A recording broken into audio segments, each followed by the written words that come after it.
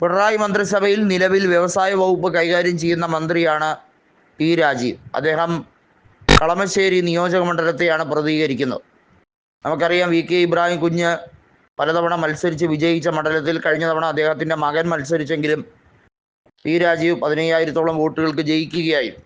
അതിനു മുമ്പുള്ള ലോക്സഭാ തെരഞ്ഞെടുപ്പിൽ ഹൈബി ഈഡനോട് 1,71,000 വോട്ടുകൾക്ക് പരാജയപ്പെട്ട പി രാജീവാണ് പിന്നീട് അദ്ദേഹം കളമശ്ശേരി കേന്ദ്രീകരിച്ച് പ്രവർത്തിക്കുകയും അദ്ദേഹം ചുരുക്കം നാളുകൊണ്ട് തന്നെ ജനശ്രദ്ധ ആകർഷിക്കുകയും പൊള്ളയായ വാഗ്ദാനങ്ങൾ പലതും പറഞ്ഞ് അവിടെ ചുറ്റിപ്പറ്റി കയറിക്കൂടിയത്. എന്നാൽ ലീഗ് ആ സീറ്റ് വെച്ച് മാറാൻ പോവുകയാണ്.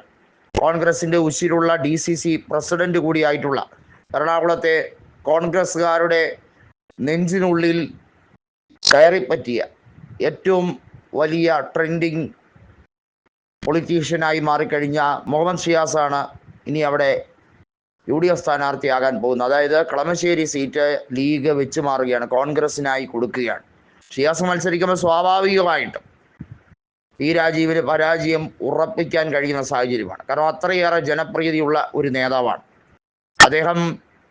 കോൺഗ്രസിൻ്റെ സമര പോരാട്ടങ്ങൾക്ക് തീജ്വാല പകർന്ന ഒരു നേതാവാണ്. VD സതീശൻ പറഞ്ഞതുപോലെ ഇതുപോലൊരു DCC പ്രസിഡന്റ് ഇതിനു മുമ്പ് ഉണ്ടായിട്ടേ ഇല്ല എന്ന് തന്നെ പറയുന്ന ഒരു രീതിയാണ്.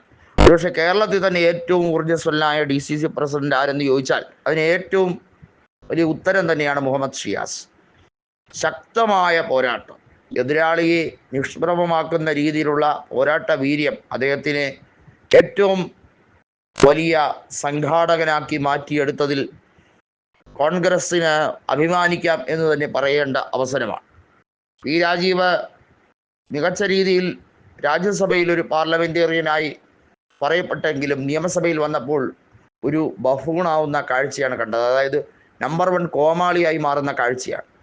പിണറായി വിജയൻ്റെ മന്ത്രിസഭയിൽ കാര്യമായ ഒരു വകുപ്പ് കൊടുത്തിട്ടും ആ വകുപ്പിൽ ഒരു രീതിയിലുള്ള വിജയവും ഉണ്ടാക്കാൻ കഴിയാതെ കേരളത്തിൽ വിദേശ നിക്ഷേപം കൊണ്ടുവരുന്നത് ഉൾപ്പെടെയുള്ള കാര്യങ്ങളിൽ മന്ദഗതിയിലാക്കി കേരളത്തെ നിക്ഷേപ സൗഹൃദ സംസ്ഥാനമാക്കി മാറ്റുന്നതിൽ അമ്പേ പരാജിതനായ ഒരു വ്യവസായ മന്ത്രിയാണ് പി രാജീവ്.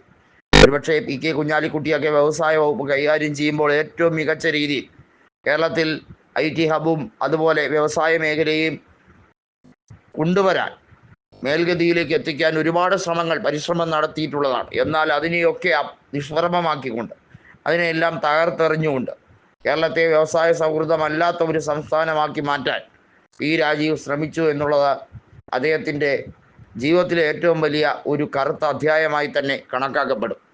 പി രാജീവ് ഇനി ഒരിക്കൽ കൂടി കളമശ്ശേരിയിൽ മത്സരിച്ചാൽ അദ്ദേഹത്തിൻ്റെ പരാജയം എത്ര വോട്ടുകൾക്കാണ് എന്നത് മാത്രമായിരിക്കും എഴുതി ചേർക്കപ്പെടേണ്ടത്. അത്രമാത്രം ജനങ്ങൾ അദ്ദേഹത്തെ വെറുത്തു കഴിഞ്ഞിരിക്കുന്നു എന്നുള്ളത് മാത്രമല്ല, ജനങ്ങൾ അദ്ദേഹത്തിനെ ഇപ്പോൾ ഗോ ബാക്ക് രാജീവ് എന്ന് വിളിച്ചു തുടങ്ങിയിരിക്കുകയാണ്.